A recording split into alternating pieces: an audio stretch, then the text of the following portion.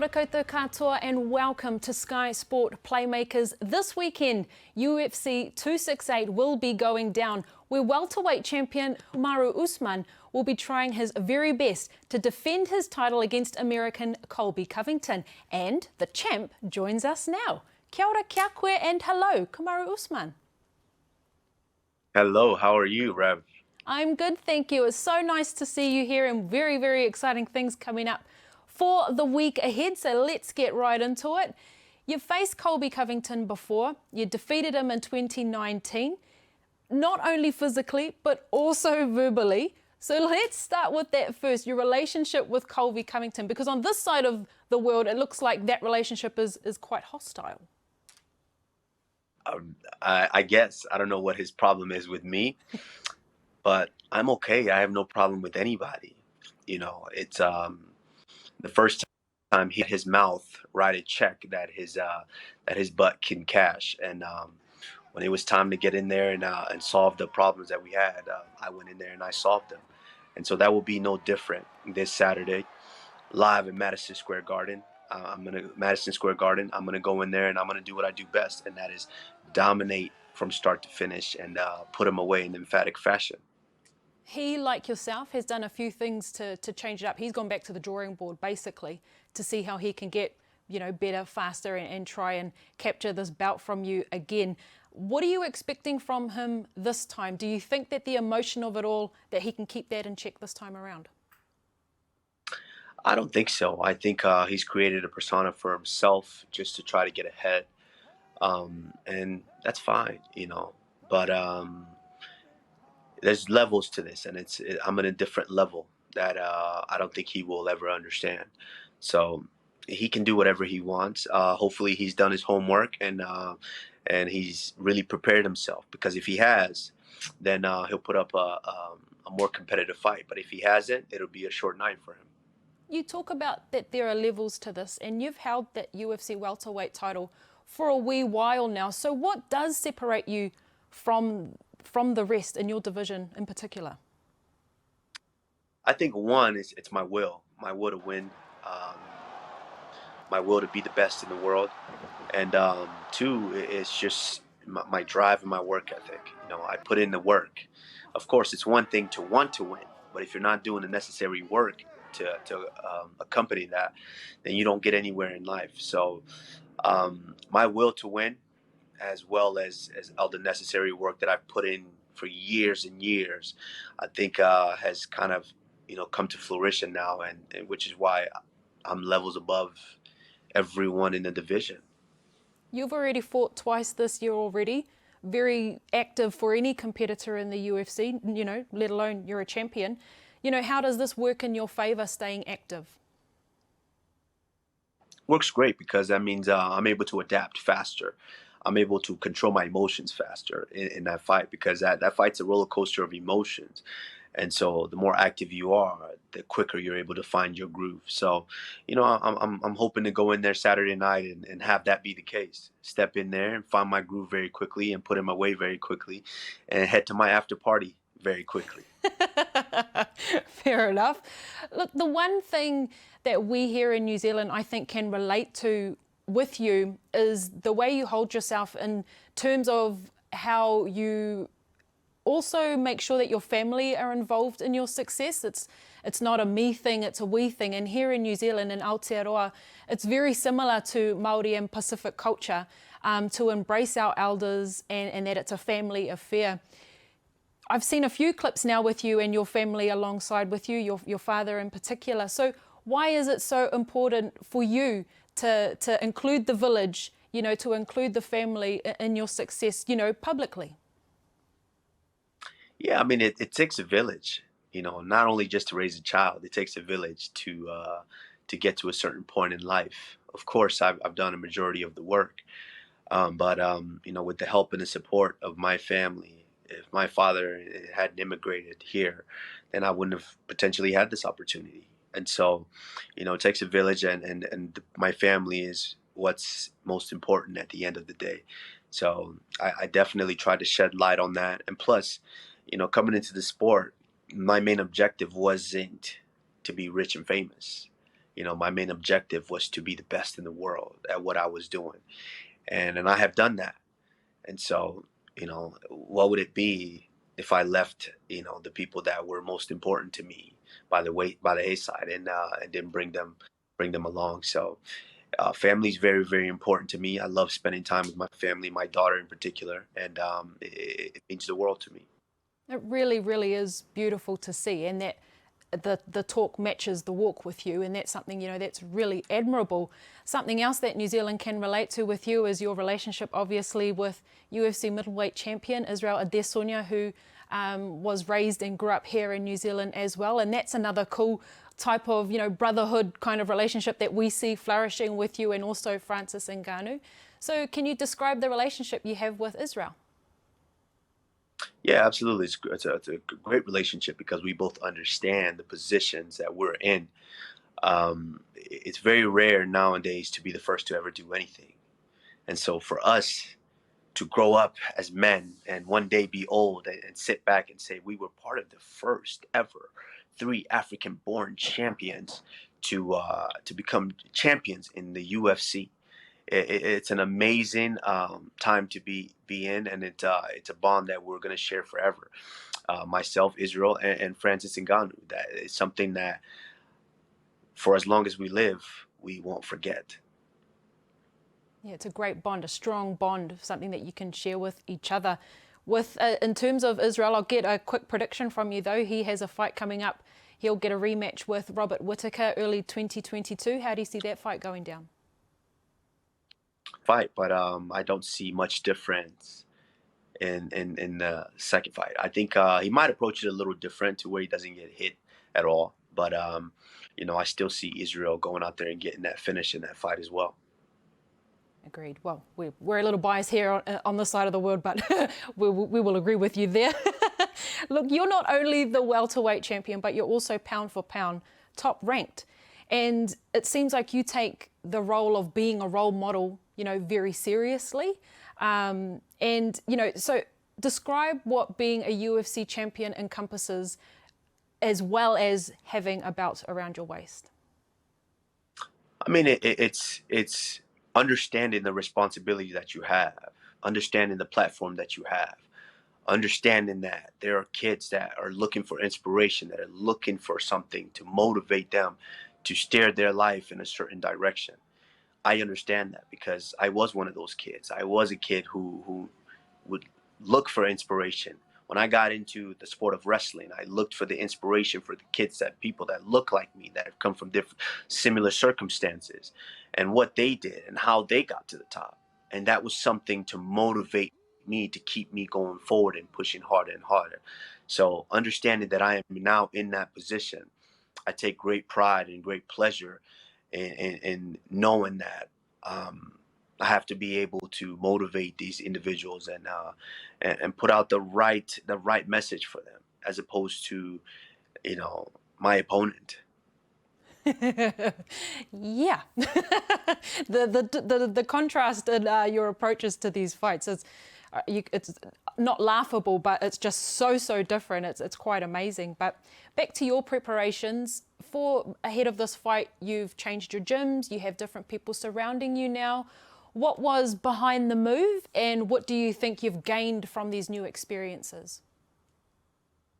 Yeah, I think I was at a point in my career to where I had one of the best foundations. Coming from wrestling as a national champion wrestler, I already had that foundation, which was a springboard for me to go to my next step, which is having one of the best coaches in Henry Hooft to really understand the striking foundation from. And Henry did a phenomenal job in preparing me and helping me understand how to kick and punch and how to block and see certain things. And he's done that. And I got to a certain point to where I wanted a little bit more attention, a little bit more fine tuning in the details, which is why ultimately I made the move over to Trevor Whitman. Being able to have that time with Trevor, for him to be there day to day and really correct those intricate mistakes, as we see, is starting to produce a certain result in these fights. So it's not that I didn't have the ability before, I wasn't able to do it. It was just I needed a little more attention to those details in order to be able to produce these results. UFC, mixed martial arts, it's an evolving game. You know, fighters come and go over the years, and those who stay in it for long periods of time, such as yourself, have to evolve and adapt with that. You know, how much does that go into your planning when you're going from title fight to evolve and keep up with the ever-changing MMA game? As well, it goes, you know, it's one of those things I don't take my job for granted. I'm always in the gym, and I'm always paying attention to the, you know, the evolution of the sport. And as you can see, I have become an evolution of myself. And that's what I aim to do each and every time. I want to get better. I want to put out a better performance and a better performance. And, you know, the only possible way to top what I just did in April is to come here and do it at the most famous arena in the world, and that's Madison Square Garden in New York City. And that's going to be so very exciting. The stage is set. You're at Madison Square Garden, but you're not alone. You have two teammates with you as well. Rose Namajunas is the co-main event. Justin Gaethje will also be on the card. How have preparations been alongside, you know, other champion, you know, minds? And what are your predictions for their fights? It's great. I think, you know, and that's one of the things I wanted. I wanted this. I pushed for this, and we got it. Being able to get my other two teammates in the mix as well, it was great because now, you know, we get to be in that same environment and that same energy of wanting success at the highest level. And, you know, it's a phenomenal energy to be a part of. And I'm thrilled, you know, that Saturday night we're going to go out there and not only be 3-0, but have 3 emphatic finishes and 3 emphatic performances. Well, thank you so much for your time, Kamaru Usman, and hopefully all 3 of you can get to that after party quickly after UFC 268. Thank you so much. I appreciate it, Rev. Also competing at UFC 268 as the co-main event is UFC strawweight champion Rose Namajunas. She will be fighting to retain her title when she faces the former champion Zhang Weili. And Rose Namajunas joins us now. Kia ora, kia koe. Hello, Rose. Hey, how's it going? It's going great. Oh, I should be asking you how it's going. Look, it's fight week now, so how are preparations going for you so far? Everything's going pretty good. You know, weight's on point, preparation is good. Yeah, just ready to go. Look, rematches are not too foreign for you. You've done it a couple of times now, and now Zhang Weili will be no different. You defeated her earlier this year to capture the strawweight title. What is different now? I mean, besides you being the champion, which is, you know, an obvious one, what changes now in your approach with Zhang Weili this time around? I mean, there's not really like too much drastically different. I just keep focusing on getting better at what I need to get better at. So I've evolved, you know, but I'm always growing. I'm not necessarily like changing too much though. Yeah, it's quite evident too when we see you in your fights. Also, with Weili, interesting move by her to bring a wrestling specialist into her mix with Henry Cejudo joining the ranks. Are you expecting her to, you know, take a different approach this time around? You know, usually we do see her stand and bang, but are you expecting maybe for her to change it up this time? No expectations. I think I'm ready for everything. So if she wants to change it up, I'll be ready for that. If she wants to do the same thing, I'm ready for that. If she wants to try to change it up and then go back to what she's used to, I'm ready for that as well. What makes Weili a dangerous opponent for you? Just look what she's done to her past opponents, and you'll see very quickly that she's got power, speed, accuracy. She's a very vicious counter striker. So, and you know, she's got some pretty good submissions as well. So, those are all dangerous weapons. Let's talk about the history of the strawweight division. You've basically been a part of this division since its inception when you were part of Ultimate Fighter 20. Do you think about how far you've come as a fighter and basically a founding mother of this division? I like that. Yeah, I always am looking at, just every day I'm grateful for another chance to get things right, to grow as a person, not just in mixed martial arts, but in life. So yeah, I'm very proud of how far I've come. The strawweight division's also come a long way as well. There was a little bit of time there where the title was in one pair of hands for a little amount of, for a substantial amount of time, I should say.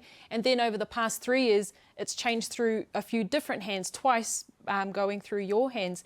How has the level, grown in this division from your experience, and what do you do to make sure you're evolving with it? Yeah, yeah, there's loads of talent in this division. It motivates me to make sure that I'm on top of my game.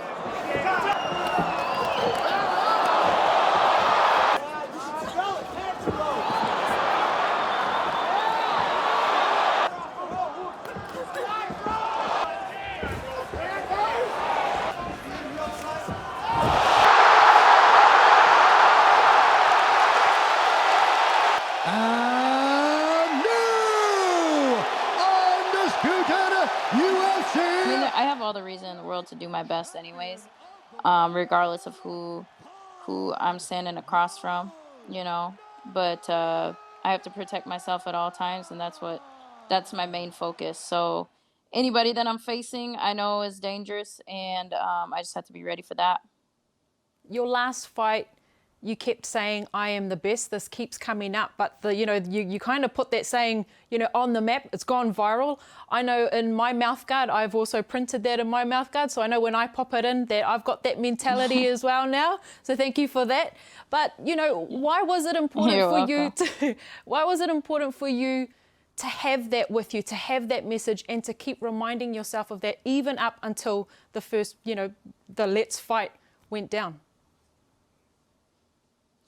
Because if I'm not thinking that, then I'm probably thinking something negative. So gotta have positive thoughts. Gotta obviously, you can't just cover up your negative thoughts with positive thoughts. It has to be backed up by true hard work and true belief. Like, you can't just say something until you believe it. Like, you gotta have to do the things in order to believe it, or you have to have some type of proof. And I have nothing but proof thus far in my career that when I do my best, I am the best. So I was doing my best, and I had no reason not to believe that I was the best. And I still am. So obviously, that's why we go in there and we test ourselves to find out. But I truly believe in my heart that I am the best. And that is oh so important. And that makes me think of how important, your mental strength must be, as well as the physical, as well as the, the box of tools that you bring to any fight. For you being in this division and fighting for, a wee while now, how long has it, taken you to really recognize that, the mental fight is just as, crucial as the physical? I've always known that, I think as an athlete, I think that you find that out pretty quickly. And I think athletics, martial arts in general, is the best way to find that out about yourself and to learn about yourself. So yeah, I definitely, I always knew it was important, but I'd never really figured out how to strengthen that until, about when I was 25 years old, when I first fought or first became the champion the first time. So I've always known that, but I've truly figured out how to do it when I was 25 years old. Being in the UFC and being a female, from the outside, it seems like a man's world. And, how has your journey been in the UFC as a female fighter? Because I know for one thing, when I see you walking out and doing really well, I feel proud to know that there are these talented, strong women in the UFC throwing it down, making history. Are these some of the things that you keep in your mind as well, that, it is a lot more than just being a champion, but the representation is important as well? I don't really think about it that much, to be honest. I've always been around boys my whole life. I've always been a tomboy. So to me, being a female, even though, like, am I glad that I'm inspiring other females? Yes. And I do feel that that's important. But to me, I don't feel that I'm treated differently. I don't feel that, like, I don't carry around that with me all the time. I just worry about what I can control. And yeah, it's really awesome to be a female doing stuff, but you know, ultimately I'm a fighter, and that's how I've always been. So whether I'm a female, male, or whatever, I don't care about that. Well, just know that here in New Zealand, there are plenty of females who do look up to you and are inspired by what you've been doing in the UFC. Awesome. Look, you talk about being surrounded. That's awesome. You talk about being surrounded by men in the UFC. You've got, you know, such an impressive camp, coaches, but you've also been training with welterweight champion Kamaru Usman and Justin Gaethje, who also feature on the UFC 268 card. So, you know, how important is it to surround yourself with people who are like-minded and of that championship mentality? It is pretty awesome, and it's something that I didn't really pay attention to until, like, when I've been asked about it in interviews and stuff. And I've been really blessed that in the beginning of my career, I've always been around, like, surrounded by greatness, and I've been able to see how many different people train around the world. So it's a huge blessing that maybe sometimes I can take for granted. So yeah, I'm gonna pay attention to that more. So what happens from here on in, Rose? Fight week will continue, and you know, then the big dance will come. But what does the rest of your week look like? Yeah, just more interviews, some pictures, videos, and then cutting weight, you know, working out, and then fight time. Awesome. Well, Rose, thank you so very much for joining us on Sky Sport Playmakers, and all the very best for UFC 268. Thank you. The best welterweight in the world, Kamaru Usman. I am the welterweight champ for a reason. I'm a problem. Covington. There's nowhere to run, and there's nowhere to hide. We got Usman. Thug Rose. That is a scary woman. I'm the best. Zhang Weili. She is a destroyer. Vicious power. If you are a fight fan, you have to watch that fight. Are you kidding me? Sunday, live on Sky Arena. To book, go to skyarena.co.nz.